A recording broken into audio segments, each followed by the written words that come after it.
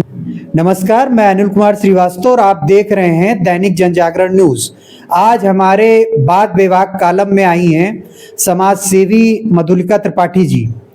आइए जाने इनके प्रारंभिक जीवन के विषय में।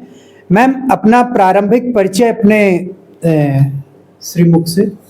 मैं मधुलिका त्रिपाठी। मेरी प्रारंभिक पढ़ाई पापा के साथ जहाँ जहाँ ट्रांसफ़र होता है वहाँ होती रही। 9 से मैंने बीएससी तक लखीमपुर खीरी में ही अध्ययन किया है। मैं इस समय एक समाज सेविका हूँ। मेरे पति इंजीनियर हैं जिन्होंने बिजली विभाग से रिटायर हुए हैं, और हम लोग रिटायरमेंट के बाद लखीमपुर आके बस गए। यहीं पे अपना घर बनाया।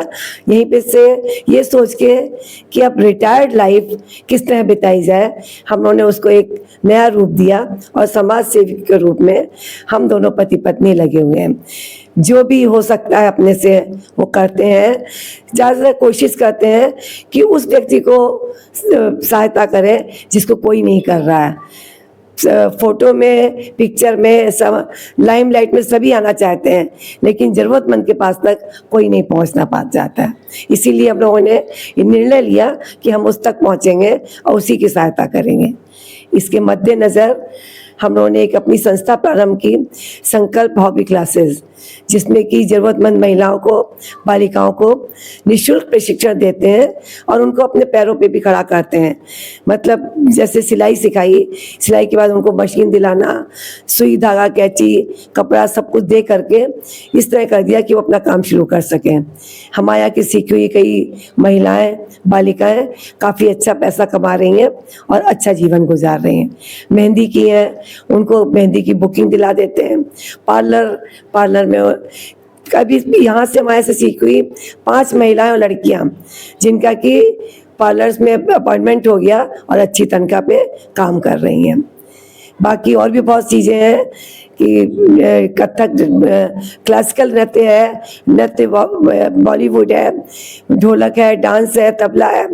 कथक के बच्चे जो क्लासिकल के हैं, गायन वादन नृत्य में, इसके लिए हमने प्रयाग संगीत समिति से अपना रजिस्ट्रेशन करा रखा है, और बच्चों को 6 साल तक कराने के बाद जो उनका कैरियर बन जाता है, उनको अच्छा कैरियर बन जाता है, कहीं भी वो अप्लाई करें तो एक अच्छे टीचर के रूप में उनका अपॉइंटमेंट हो जाता है और उनको एक अच्छा कैरियर मिल जाता है।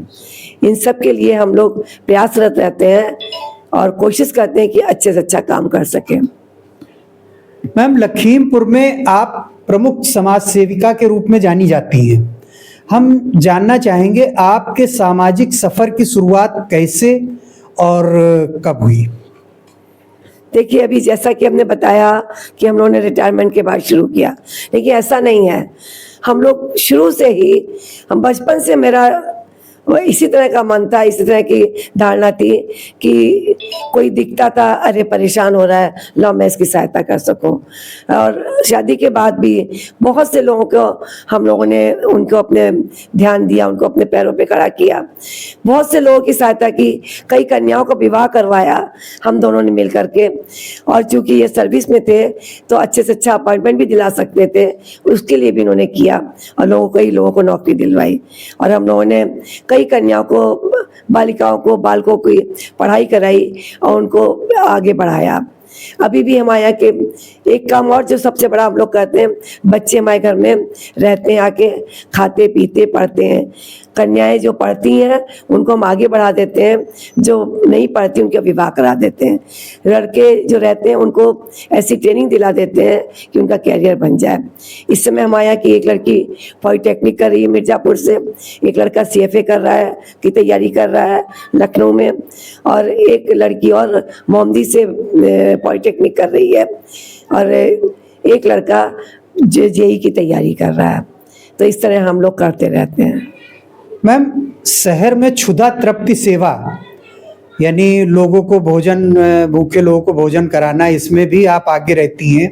इसके लिए आपने एक अन्नपूर्णा रसोई जी की शुरुआत की है। थोड़ा सा हमारे दर्शकों को अन्नपूर्णा रसोई के बारे में। अन्नपूर्णा रसोई का जो निर्णय है वो इस तरह लिया गया कि हमने कई बार देखा रिक्शे वाले या मजदूरों को बात करते हुए कि आज खाना लाए थे, चीटियाँ भर गई, खाना नहीं खा पाए, रिक्शे वाले का ला नहीं पाए, बना नहीं पाई हमारी घरवाली, हम भूखे हैं, खाना बहुत महंगा पड़ता है। तो हम लोगों ने सोचा ऐसा कुछ किया जाए कि लोगों को भरपेट खाना मिल सके और कम पैसों में। इसके लिए हमने बहुत प्रयास किया, कई रोटेरियंस को तैयार किया, कई समाज सेवी हैं इसमें कई लोग सहयोग करते हैं, रोटेरियंस और समाज सेवी सभी मिलकर हमारी सहायता करते हैं, जिनसे हमें अपना सहायता राशि मिलती है और हम उससे ये कार्यक्रम शुरू किया हमने। आज ऑटो वाले, रिक्शे वाले इतने खुश हैं, सभी कुछ लोग आते हैं, खाते हैं, भरपेट खाना मिलता है उनको और बहुत खुश होके जाते हैं, कहते हैं आपने ये बहुत अच्छा शुरू किया, क्योंकि इससे हम लोग को कम से कम भरपेट भोजन तो मिलता है और अच्छा खाना मिलता है। वरना 10 रुपये में एक समोसा, 10 रुपये की चाय, 20 रुपये खर्च हुए और तब भी पेट नहीं भरता था। अब 10 रुपये में ही पेट भर जाता है। अब वो सब बहुत प्रसन्न है, लेकिन हम शुक्रगुजार हैं उन लोगों के जो हमारी सहायता करते हैं और हमारे इसमें सहयोग करते हैं। इसमें माखन भोग मिठाई वालों का विशेष सहयोग है। मैम, ये संकल्प हावी क्लासेस ये क्या है, थोड़ा सा इसके विषय में। संकल्प हॉबी क्लासेस एक्चुअली एक वोकेशनल सेंटर है।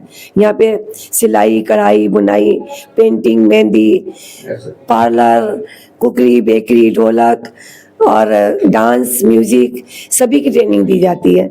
इसके अलावा जैसे कि बहुत से लोग आते हैं, बच्चे आते हैं या यंग गर्ल्स आती हैं कि हम बहुत परेशान हैं और हमें कुछ समझ में नहीं आ रहा, तो हम उनको इस तरह की भी सहायता पहुंचाते हैं और उनके लिए करते हैं। और मुख्य रूप से बस यही उद्देश्य है इस संकल्प हॉबी क्लासेस का कि कमज़ोर वर्ग के लोगों को कम से कम फीस में ट्रेनिंग दी जाए और उनको अपने पैरों पे खड़ा किया जाए, इसलिए उनको निःशुल्क ट्रेनिंग देते हैं हम लोग। मैम, नगर की तमाम समाज सेवी संस्थाओं में आप प्रत्यक्ष और परोक्ष रूप से जुड़ी हुई हैं और जुड़कर आप सामाजिक उत्थान में अहम योगदान दे रही हैं।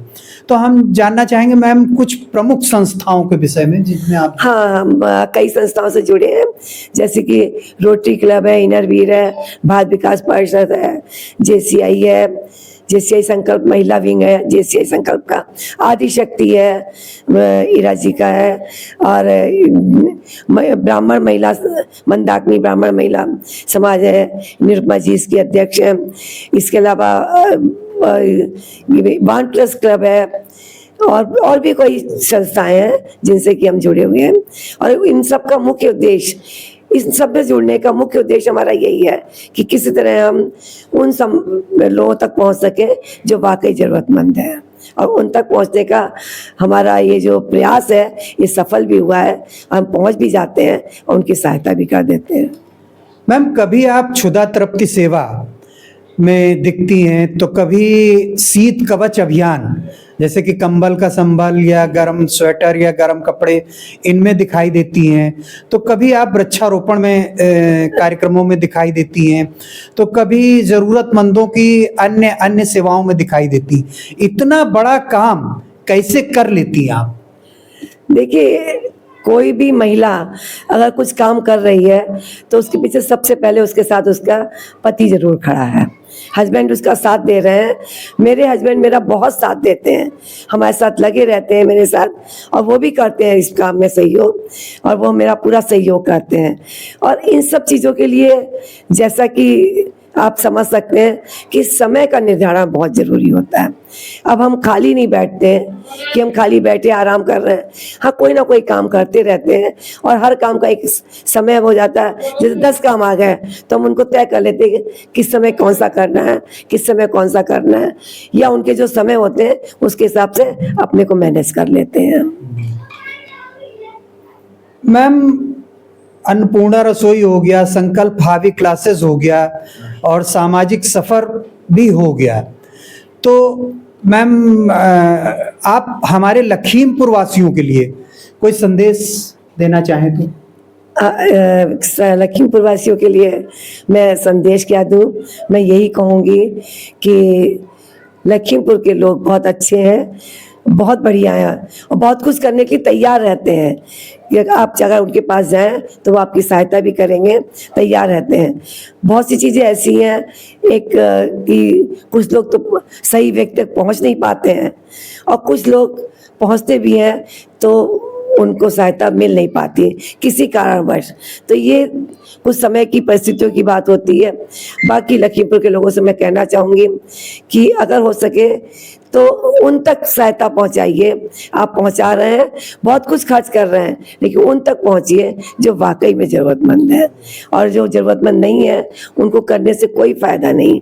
देखिए, एक छोटी सी बात है कि जैसे कहते हैं श्राद्ध करना, तो श्राद्ध में ब्राह्मणों को अब उनके पेट भरे होते हैं और हम खाना दिए जा रहे हैं, आधा खाना घर ले आते हैं, फेंक देते हैं।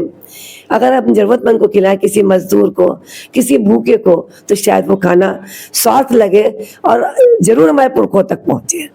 ये ऐसी एक मेरी भावना है। मैं चाहती हूँ कि लखीमपुर के लोग भी इस चीज़ को अपनाएं, और सबसे बड़ी बात, बुजुर्गों का ध्यान दें, क्योंकि आप श्राद्ध भले कर लें लेकिन बुजुर्गों तक खाना नहीं पहुँचेगा। अगर आपने जिंदा रहते हैं उनकी सेवा नहीं की, उनका ध्यान नहीं दिया, उनको खाना पीना ठीक से नहीं खिलाया, तो आप मरने के बाद उन तक नहीं पहुँचा पाएंगे, फिर सिर्फ आप पछताते रह जाएंगे। और मैं एक और काम करती हूँ, महिला बैरक जेल में, जो जिला जेल है उसमें महिला बैरक में जाके उनको वोकेशनल ट्रेनिंग देती हूँ, जिससे कि वो बाहर निकलें तो वो अपना कुछ काम कर सकें और 4 पैसे कमा सकें, और उनको मानसिक सांत्वना भी देती हूँ। तो आप सुन रहे थे समाज सेवी मधुलिका त्रिपाठी जी के विषय में, उन्हीं के मुख से। और इसी तरह हमें हमारे बात विभाग कॉलम को देखते रहने के लिए हमें लाइक सब्सक्राइब जरूर करें, क्योंकि आपका सब्सक्रिप्शन हमारा मनोबल ही नहीं बढ़ाएगा, हमें ऊर्जित भी करेगा आगे और भी इस तरह के व्यक्तित्वों से आप तक रूबरू कराने के लिए। धन्यवाद, नमस्कार।